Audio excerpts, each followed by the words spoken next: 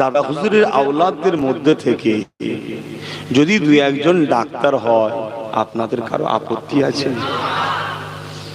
এটা হওয়া ভালো না খারাপ? হলে আপনাদের লাভ না লস? ধরুন ডাক্তারকে পেলেন না, কিন্তু বাকি ভাইদের ঘরে তো পাবেন, ঠিক না? যেমন আমি আমার কথা বলছি, প্রতি শুক্রবার দিন আমি দরবারে বসি, আপনি তো আমায় পাবেন। আমাকে গেলেন যে বললেন আপনার ভাই ডাক্তার আছে কি, আপনার ভাইপো ডাক্তার আছে কি, আপনার ছেলে ডাক্তার আছে।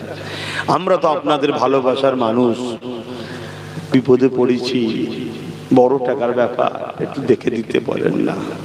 আমার পরিবারের কেউ থাকলে আমি তো বলে দেবো, একটু করে দে। এটা আপনাদের ভালো হবে না খারাপ হবে? যদি একটা দুটো জজ থাকে, আপনাদের আপত্তি আছে? ইসলামে কি নিষেধ আছে জজ হওয়া? একটু হ্যাঁ কি না বলবেন। যদি কেউ পুলিশ অফিসার হয়, আইপিএস অফিসার হয়,